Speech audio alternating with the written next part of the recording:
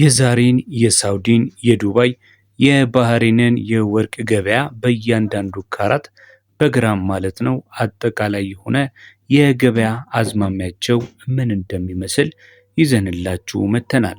እነዚህ ዋጋዎች በዓለም አቀፉ የወርቅ ዋጋ ላይ ለውጥ የተመሰረቱ ናቸው። የሀገር ውስጥ ግብሮች፣ የአሰራር ክፍሎችና የተለያዩ ትርፍ ላይ የሚከፍሉ ለምሳሌ እንደ ዲዛይን የመሳሰሉ ክፍያዎችን ጠቋሚ የሆኑ ዋጋዎች ናቸው ማለት ነው።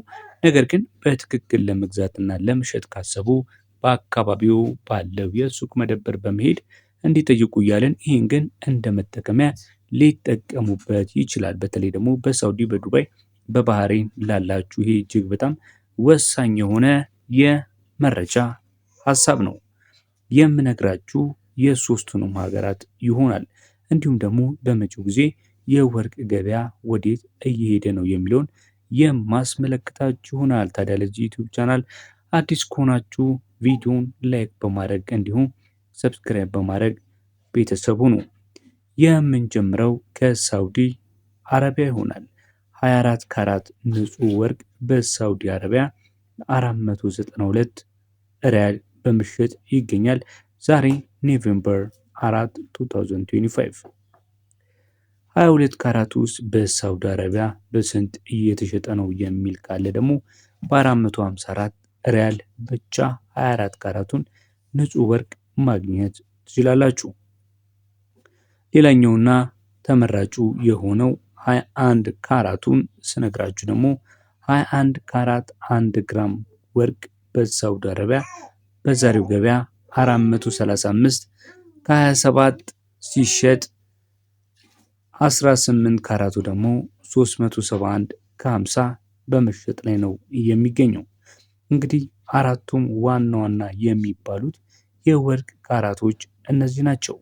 በእያንዳንዱ ግራም ማለት ነው 24 ካራቱን፣ 22 ካራቱን፣ 21 ካራቱን እና 18 ካራቱን የዱባይስ የባህሬን የሚለውን የምነግራችሁ ይሆናል። ብዙ ጊዜ እንደነገርኳችሁ ከሆነ የዱባይና የባህሬን የኳታሩን፣ የኩዌቱን፣ የኦማኑን ገበያ ስለሚወስኑ ይህንን የዱባይና የሳውዲን በመያዝ እንግዲህ የኳታር እንዲሁም ደግሞ የኩዌት ተመሳሳይ የሆነ ስለሆነ በዛ ምንዛሪውን ኮንቨርት አድርጎ ማወቅ ይቻላል ማለት ነው። ወደ ዛሬው የወርቅ ገበያ ስንሄድ የምናገኘው የዱባይን ገበያ ይሆናል። በዱባይ ገበያ 1 ግራም ወርቅ 24 ካራት ንጹህ ወርቅ በ483 ከ75 ዲርሃም ነው በመሸጥ ላይ የሚገኘው። 22 ካራቱ ደግሞ በ448 ዲርሃም እየተሸጠ ይገኛል። በመቀጠል የማሳያችሁ ደግሞ 21 ካራቱ የዱባይ ሲሆን 21 ካራት ወርቅ በዱባይ እየተሸጠ የሚገኘው ዛሬ 426 ከ50 ነው። 18 ካራቱ ደግሞ 300 ከ68 25 ዲርሃም በመሸጥ ላይ ይገኛል ማለት ነው። በመቀጠል የባህሬን ዲናር ነው የምነግራችሁ። በባህሬን ዲናር 24 ካራት ወርቅ የዛሬው ገበያ እንደሚያመላክተው ከሆነ 49 ከ40 ዲናር እየተሸጠ ነው የሚገኘው። 22 ካራቱ ደግሞ በ46 ከ10 ዲናር ኦፊሻል የሆነ ገበያ በመሸጥ ላይ ይገኛል። 21 ካራቱ ደግሞ በ44 ዲናር ሲሸጥ 18 ካራቱ ደግሞ 37 ከ70 ዲናር እየተሸጠ ነው የሚገኘው። ይሄ መረጃ ያገኘ ነው እንግዲህ ዛሬ ህዳር 4 በፈረንጆች ማለት ነው 2025 ወይም ኖቬምበር 4 2025 የተገኘ የገበያ መረጃ ነው። ምን ይመስላል የሚለውን ስንመለከት እንግዲህ የጎልድ ማርኬት ትሬንድ የዛሬው የውጭ ገበያ መረጃ እንደሚያመለክተው ከሆነ በአብዛኛው የተረጋጋ ነው። ትንሽ ከፍ እያለ ወይም ደግሞ ትንሽ ዝቅ የማለት አዝማሚያ አለው ማለት ነው። በተለይ በሳውዲ አረቢያን በምንመለከትበት ሰዓት ላይ የ24 ካራት ወርቅ ትናንት ከነበረበት በትንሹ በ1 ሪያል መቀነሱን መመልከት ችለናል። 22 ካራት እና 18 ካራት ግን ሳይለወጥ ቀርቷል ማለት ነው። ይህ ዋጋ በአጭር ጊዜ ውስጥ እንግዲህ ተረጋግቷል ማለት የሚቻል ነው። በተለይ ደግሞ በሳውዲ አረቢያ ገበያን ከተመለከትን ማለት ነው። የዱባይ ገበያ ውስጥ ምን ይመስላል የሚለውን ስንመለከት እንግዲህ በአጠቃላይ የካራቶች ዋጋ ትላንት ከነበረበት ትንሽ ጨምሯል። ዱባይ ጨምሯል። በ1.50 ዲራም አካባቢ ጨምሯል። ይህ የሚያሳየው ትንሽ መጨመር የሚያመዝን አዝማሚያ መኖር ነው ማለት ነው።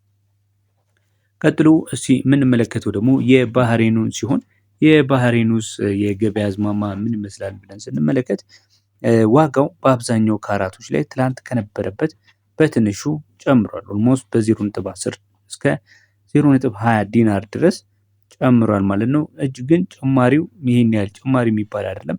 እጅግ በጣም ባነሰ ዋጋ ነው እየጨመረ ያለው ማለት ነው። እና ምንድናቸው እነዚህ ተጽዕኖዎች የመጨመሩ የሰሞኑን ካልን በእርግጥ የጀመረው የዱባይ ነው። በተወሰነ ደረጃ የዱባይ ነው የጨመረው። የባህሬን ያው በሳንቲም ደረጃ በዲራም ደረጃ በትንሽ ሳንቲም ነው የጨመረው። ትንሽ የቀነሱ ደግሞ የሳውዲ አረቢያ ነው በዛሬው ገበያ ማለት ነው። እንግዲህ አዝማሚዎችን ሁልጊዜ እንግዲህ የዋጋ መለዋወጥ ነው። በአብዛኛው ደግሞ በአሜሪካ በፌዴራል ሪዘርቭ የገንዘብ ፖሊሲ ከወለድ ምጣኔ ከዶላር ጋር በተያያዘ የእሱ መለዋወጥ ቀጥታ እነዚህን የመካከለኛው ምስራቅ ሀገራትን አፌክት ያደርጋቸዋል። በተጨማሪም ደግሞ ሁልጊዜ መከታተል ያለብን በዓለም አቀፍ የጂኦ ፖለቲካል ውጥረት በመካከለኛው ምስራቅ ግጭት ሲነሳ ወይም ደግሞ በዓለም አቀፍ የንግድ ውጥረት መረጋጋት በሚኖርበት ሰዓት ላይ ዋጋው እንደዚሁ ይወሰናል ማለት ነው። አጠቃላይ እይታን ካየነው ግን ባለፉት ሳምንታት የወርቅ ዋጋ በዓለም አቀፍ ደረጃ ከፍተኛ መለዋወጥ አሳይቷል ማለት ነው። በተለይ ደግሞ በጂኦ ፖለቲካል ውጥረቶች ምክንያት ዋጋው ጨምሮ የነበረ ሲሆን አሁን ግን ትንሽ የመረጋጋት ዝንባሌ አለው። ለምን ካላችሁ ደግሞ በተነጻጻሪነት ማለት ነው በመካከለኛው ምስራቅ በሉት በተለይ ደግሞ እንዲህ ቀደም ባሉ ጊዜያቶች ጦርነት ባንዣበበባቸው አካባቢዎች አሁን ያለው ውጥረት ትንሽ ጋብ ያለ ይመስላል። ያንን ተንተርሶ እንግዲህ የወርቅም ዋጋ የተወሰነ መስተካከል ይታይበታል ማለት ነው። ስለዚህ እንግዲህ የወርቅ ዋጋ በአማካይ በተለይ በነገርኳችሁ ሀገራቶች በአማካይ በጥሩ እየሄደ ነው ያለው ማለት ነው። በአንጻራዊነት የቀነሰው ሳውዲ አረቢያ ነው እንጂ ምንም እንኳን ዱባይም ጨመረ የሚባልበት እጅግ በጣም ትንሽዬ የአንድ ዲራም አካባቢ ነው። ስለዚህ ያን ያህል ተወዷል የሚባልበት ደረጃ ላይ አይደለም ካለው አዝማሚያ ማለት ነው። ምክንያቱም እንደ ጥቅምት ካሰብነው በእርግጥ በጣም የቀነሰም አይደለም። ነገር ግን መግዛት ለምታስቡ ግን ምናልባት የነገው የተነገ ወዲያው ገበያ ስለማይታወቅ በተቻለ መጠን ጥሩ ገበያ ነው ተብሎ ይታሰባል ማለት ነው። ነገር ግን ይሄ የመደብርና የሱቅ መሸጫ ዋጋ እንዳልሆነ መግቢያው ላይ ነግሬያችኋለሁ ማለት ነው። ልትገዙ ስታስቡ ከቦታ ቦታ ከአካባቢ አካባቢ እንዲሁም ከሀገር ሀገር ሊለያይ ይችላል ማለት ነው። ስለዚህ ይህንን ዋጋ እንደ መነሻ በመጠቀም ውሳኔ መውሰድ ይቻላል ማለት ነው። እንግዲህ 4 ካራቶች የሚባሉትን 24 ካራትን 22 ካራትን 21 ካራትን 18 ካራትን በግራም ነግሬያችኋለሁ። ነገም እንዲሁ ያሉበትን ደረጃ የማሳያችሁ ይሆናል። የተከታተላችሁን ሀሳብ አስተያየት ስለምትሰጡን እንዲሁም ሰብስክራይብ፣ ላይክ፣ ሼር ስለምታደርጉን እጅግ በጣም እናመሰግናለን። በሌላ ቪዲዮ እስከምንገናኝ በያላችሁበት የዓለም ጫፍ ሰላም